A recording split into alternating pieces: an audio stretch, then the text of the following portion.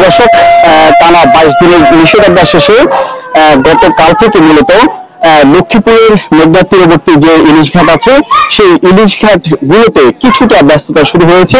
কারণ আপনারা জানেন যে গত 4ই অক্টোবর থেকে 15 অক্টোবর পর্যন্ত যে 22 দিন সময়, সেই 22 দিন সময় মূলত ইলিশ ধরার উপরে সরকারের মৎস্য অধিদপ্তর থেকে যে নিষেধাজ্ঞা ছিল সেই নিষেধাজ্ঞা গতকাল উঠে যাওয়ার পর থেকে কিন্তু জেলেরা নদীতে নামতে শুরু করেছে। সেই ধারাবাহিকতা কিন্তু জেলেরা মাছ নিয়ে যতটুকু মাছ পাচ্ছে সেই মাছ নিয়ে এই ঘাটগুলোতে আসা শুরু করেছে। আমরা গতকালকে দেখেছি যে জেলেরা যে মাছ পেয়েছে আসলে তারা বলছে যে তাদের তুলনামূলকভাবে খুবই কম তারা মাছ পেয়েছে। সেই ধারাবাহিকতা আমরা আজকেও ঘাটে এসেছি। ঘাটে এসে দেখতে পাচ্ছি যে মাছ ঘাট যেখানে রয়েছে সেখানে সেভাবে কিন্তু আসলে মানুষের উপস্থিতি লক্ষ্য করা যাচ্ছে না। বিশেষ করে এই ঘাটগুলো যেভাবে ব্যস্ত থাকার কথা, বিশেষ করে যখন ইলিশের মৌসুম আসে তখন কিন্তু এই ঘাটগুলোতে প্রচুর পরিমাণে মানুষের সমাগম থাকে এবং কি হচ্ছে ক্রেতা বিক্রেতা পাইকার সকল ধরনের মানুষের কিন্তু ব্যাপক পরিমাণে সমাগম থাকে এসব ঘাটগুলোতে। কিন্তু আজকে কিন্তু আসলে সেই রকম মানুষের উপস্থিতি লক্ষ্য করা যাচ্ছে না, যেটা আমরা গতকালকেও আমরা দেখেছি যে আসলে মানুষের উপস্থিতি ছিল, কিন্তু হচ্ছে যে অনুপাতে মানুষের উপস্থিতি ছিল সেই অনুযায়ী মাছের কিন্তু উপস্থিতি ওভাবে ছিল না। আমরা জেলেদের সাথে কথা বলেছি এবং এখানে আড়তদার যারা আছে তাদের সাথে কথা বলেছি, তারা আমাদেরকে যেটা বলেছে যে আসলে এই সিজনের শুরুতে অর্থাৎ নিষেধাজ্ঞার আগে যেভাবে মাছ পাওয়ার একটা সম্ভাবনা ছিল বা মাছ যখন পাচ্ছিল, ঠিক নিষেধাজ্ঞার পরপরই যে সময়টা, এই সময়টাতে কিন্তু মাছের দেখা তারা ওভাবেই তারা পাচ্ছে না। যার কারণে এই গতকালকে এবং আজকে এই 2 দিন এই মাছের বাজার কিন্তু জমজমাট থাকার কথা থাকলেও কিন্তু সেভাবে একদমই জমে ওঠেনি। এবং কি হচ্ছে আপনারা দেখতে পাচ্ছেন যে প্রতিটা মাছের টেবিলই কিন্তু খালি হয়ে আছে। এর বাইরে হচ্ছে আমরা এখানে যারা বিভিন্ন জায়গা থেকে কেনাকাটা করে মাছ কেনার জন্য আসে সে খুচরা ক্রেতাদের সাথেও কথা বলেছি এবং কিছু আড়তদারদের সাথে কথা বলেছি। আমরা একজন আড়তদারের সাথে একটু কথা বলতে চাই।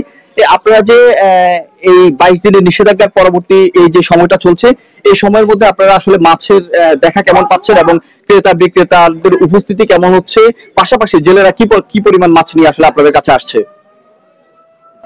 তার উপস্থিতি আছে কিন্তু মাছ নাই। জেলেরা নদীতে যদি তেলের পয়সা হয় না, যে তেল খরচ হয়, বিড়ি সিগারেট নাস্তার টাকা তারা মাছ বিক্রি করে পাইতেছে না। জেলেরা খুব অসহায় অবস্থা আছে। জেলেরা আশাবাদী ছিল 22 দিনের মা ইলিশ অভিযানের পরে পর্যাপ্ত মাছ পাবে, কিন্তু এখন ওই অনুপাতে কোনো মাছ নাই। জেলেরা দিশেহারা অবস্থা আছে। আমরা জানি যে জেলেদেরকে বিভিন্ন সময় আপনারা যারা আড়তদার আছেন বা আপনারা যারা দাদনের সাথে সম্পৃক্ত আছেন তারা জেলেদেরকে বিভিন্ন সময় ঋণ দেন বা বিভিন্ন সুযোগ সুবিধা দেন।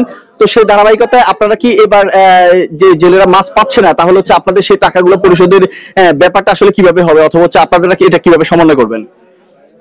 জেলেরা না মাছ না পাইলে তো আমরা পুরোই ক্ষতিগ্রস্ত। আমাদের যে তাদেরকে আমরা নদীতে যাওয়ার জন্য যে আর্থিক সহায়তা করছি ওই টাকা এখন আমাদেরকে দিতে পারবে না তারা।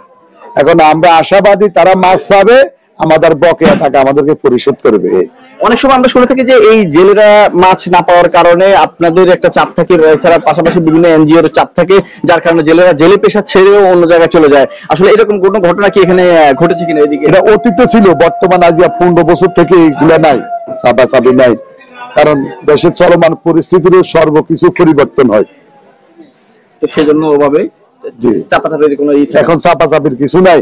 আজকে না দিব 2 মাস পরে দিব, 2 মাস না 6 মাস পরে দিব, এই আশাবাদী থাকি আমরা। ঠিক আছে প্রিয় দর্শক, আসলে আশায় বুক বেঁধে আছেন এখানের যারা আড়তদার আছে, তারা বলছেন যে আসলে তারা চাপাচাপি করে, অর্থাৎ যারা জেলেরা আছে যারা ওনাদের কাছ থেকে টাকা নিয়ে মূলত মাছ ধরার জন্য ঘাটে যায়, কিন্তু হচ্ছে মাছ ধরার জন্য যারা নদীতে যায় তারা যখন মাছ না পায় আসলে তাদের মধ্যে যেমন হতাশা থাকে, সেই হতাশার ছাপ কিন্তু আড়তদার যারা আছে তাদের মধ্যে